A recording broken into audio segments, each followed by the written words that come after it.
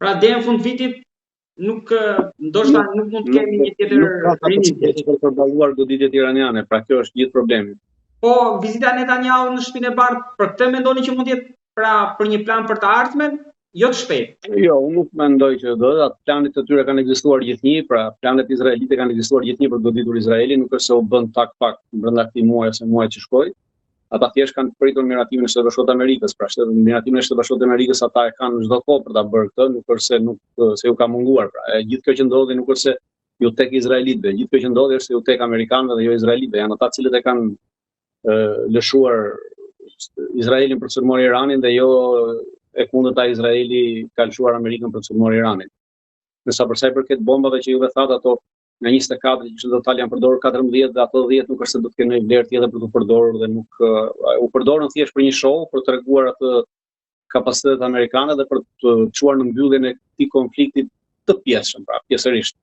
Po jo për të bërë një dëm, pasi nuk është se ato 10 që kanë mbetur do të bëjnë një dëm më të madh sa bën këto 14 që ranë. Kjo është gjendja në njërin palë, po në palën iraniane, si mendoni që do rinis mobilizimi, si jeni shprehur që goditja ka fuqizuar regjimin, po nga ana ushtarake, çfarë do ndodh?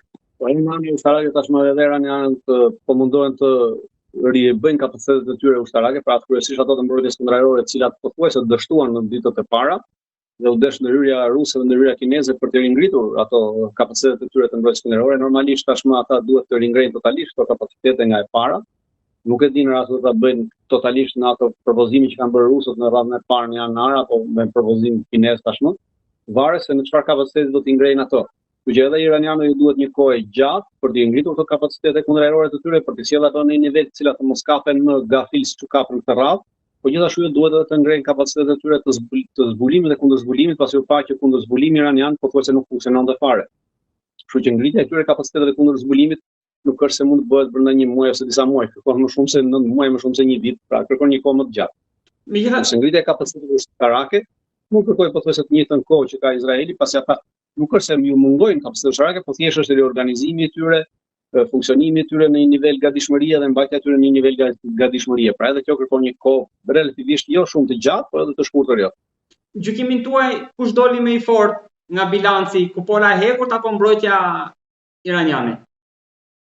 Po nuk ka të bëjë me çështje forcie, pra do të kemi gjë parasysh deri më sot askush nuk ka provuar, pra ishin të pakta ato raste të cilat është provuar lëshimi i raketave sasi kaq të mëdha. Për parë ka ndodhur vetëm në Ukrainë, që u pa edhe atje mbrojtja në Ukrainë, e cila pothuajse kishte një pjesë të sasisë, pra kishim raketat Patriote dhe raketat të tjera, të gjitha të prodhimeve evropiane, nuk funksionuan ndaj një sasie të madhe të raketave që shojnë. Është era e parë që prodhohet një sulm që provohet me sulm me raketa të tilla, kështu që nuk mund të themi që Iron Dome ishte një mbrojtje kundërajrore perfekte, ajo ishte programuar për të qenë e tillë, po vetëm në simulator, pra për herë të parë u provua direkt në një luftë reale dhe kjo luftë reale tregoi që nuk ka aktualisht një mbrojtje kundërajrore e cila mund të përballojë një sasi të madhe raketash. Ne kemi parë edhe kur Ukraina lëshon një sasi raketash ndaj Rusisë, e cila për momentin mbahet si vendi i cili ka mbrojtje kundërajrore më perfekte aktualisht, më në gatishmëri, dhe sërish ka raketa të cilat e arrin ta depërtojnë atë dhe të godasin objektiv.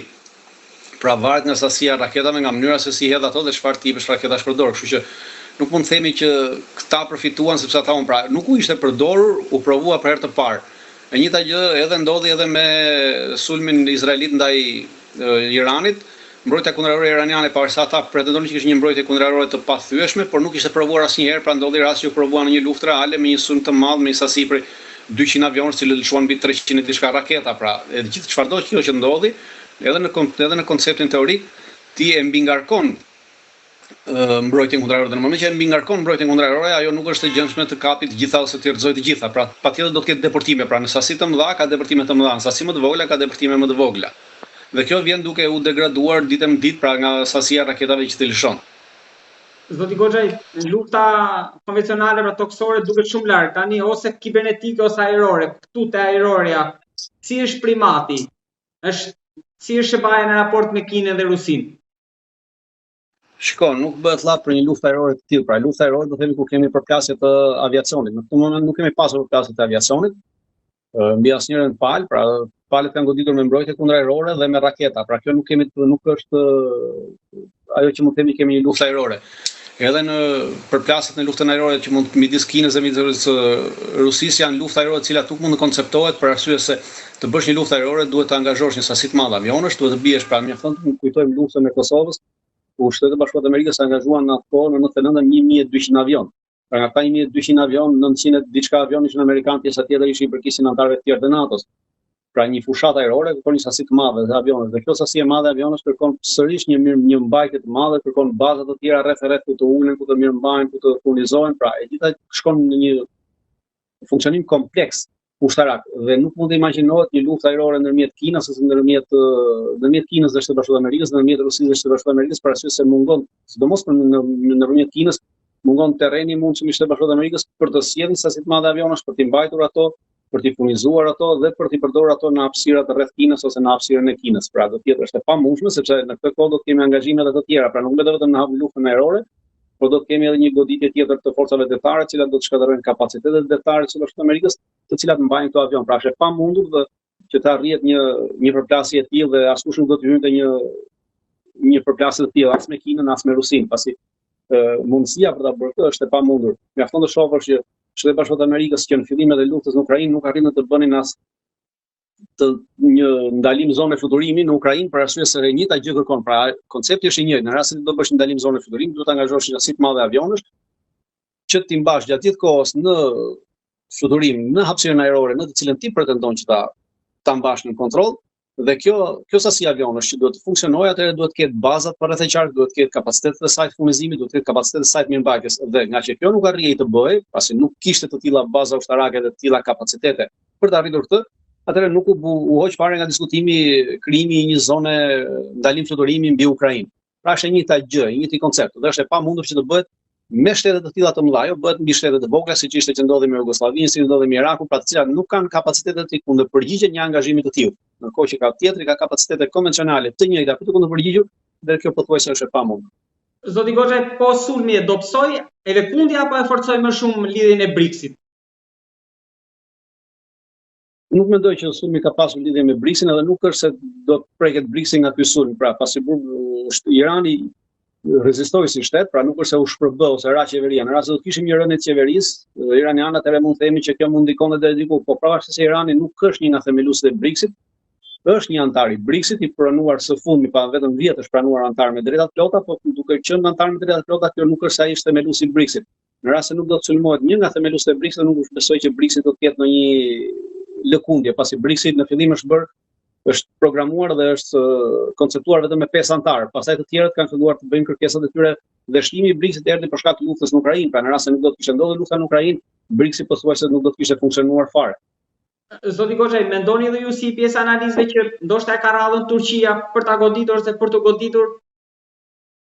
Jo, nuk besoj që të ndodhi gjë e tillë, nuk ka asnjë koncept, as teorik dhe as praktik që kjo të ndodhi dhe asnjë arsye. E para, Rusia është një vend i NATO-s dhe çdo kush që do të godiste Rusinë atëherë automatikisht kjo do të Turqia, pra Turqia është një vend i NATO-s dhe çdo kush, pra në rast se bëhet llaf që Izraeli do të dasë Turqinë, atëherë do të hynte Izraeli, pavarësisht se është një nga aleatët e NATO-s, nuk është antar i NATO-s. Dhe këtu është dallimi që do të bërë. Pra në moment që ti godet një antar të NATO-s, pavarësisht se ti mund të jesh antar aleat i jashtëm i saj, automatikisht i ka shpallur luftë NATO-s, do kjo do të sjellë një problem të madh, jo për çështjen e Turqisë, por për çështjen e NATO-s, për arsye se NATO atëherë do të vendosë çfarë do të bënte dhe ne aktualisht sot po diskutohet që me këtë luftë që po ndodh në Ukrainë, NATO pothuajse ka humbur vlerën e saj. Imagjinoni sikur nesër dikush të sulmonte një vend antar të NATO-s dhe vendet e tjera antar të NATO-s të mos i shkonin në ndihmë ose të krijonte një problem, një përçarje të madhe, atëherë kjo NATO do të shuaj fare dhe nuk do të ekzistonte më. Prandaj është jashtë çdo lloj koncepti dhe çdo lloj logjike që Izraeli të sulmojnë Turqinë nesër. Edhe diçka të fundit kam tek NATO-ja, që rriti shpenzimet për mbrojtjen, Rusia tha që do t'i ul, Europa pret të armatoset më shumë, kurse Trumpi sikur nuk i doli zot në 5. Ju si shikoni gjitha këto?